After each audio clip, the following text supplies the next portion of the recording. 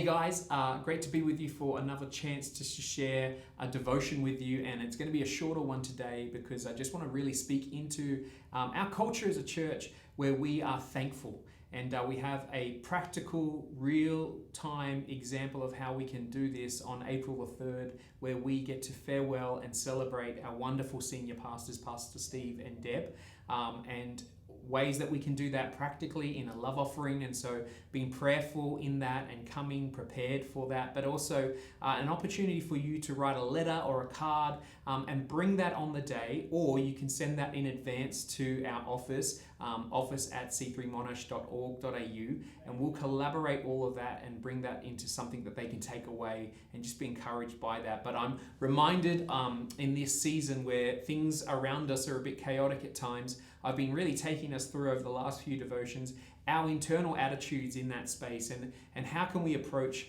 the things in the world with a kingdom attitude. And Paul, in his prayer, as he's finishing a letter to the Thessalonian church, he says this in 1 Thessalonians 5:15, "See to it that no one repays evil for evil to anyone, but always pursues what is good for one another and for all. Rejoice always, pray constantly, and give thanks in everything, for this is God's will for you in Christ Jesus."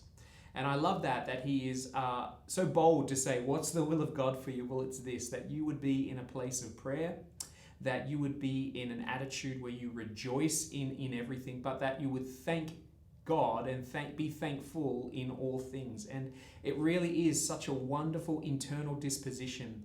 A few weeks ago, I spoke about being content, which is our ability to find joy in the midst of everything and just recognize what we have. And this attitude of thanksgiving almost goes one level deeper, where we're not only cognizant of what we have, but we actually come to God with an attitude of thankfulness, where we come to Him with an offering of praise, and we don't just dismiss these wonderful things that God puts in our lives, but we consciously come before Him with this grateful, thankful spirit. And it was certainly something that really frustrated the Lord reading Numbers recently about the people of Israel and their journey out of Egypt into the wilderness and towards the promised land. This constant struggle He had of a people who could not see the good things that God was doing and would not come to Him with this attitude of thankfulness. So I think in every area of our lives, we have an opportunity to pause and reflect with everything that God has done in us, and then come back to Him with thankfulness for it. Not just acknowledging it, but coming to God with a thankful heart. And then there are unique moments that God gives us opportunities for us to express that thanks to one another. And we should do this all the time. We should be constantly telling one another why we're thankful for each other. And me and Tam are so thankful for you as a church, because we have felt so loved and accepted and part of the family already. And we are so grateful for that. And we hope you feel that and know that.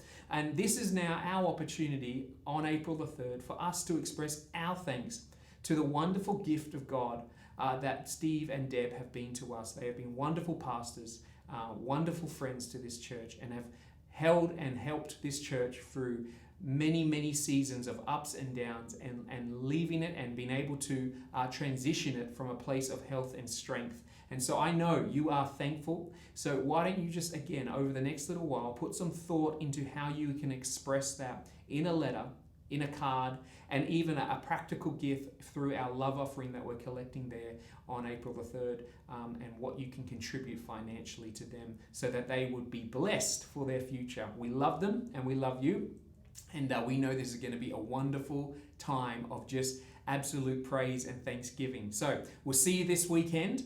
We have 2 services, of course, our morning service, and then we have a special hour of power at 6 p.m. with Pastor Phil and Chris Pringle. We are so blessed to have the head of our movement here with us, speaking into our church on the weekend prior to this transition weekend. So make sure you come along to that, bring friends, reach out to people that maybe haven't been here for a while and say, hey, Pastor Phil's in town, why don't you come along? And it could be a great moment for them just to re-engage and reconnect.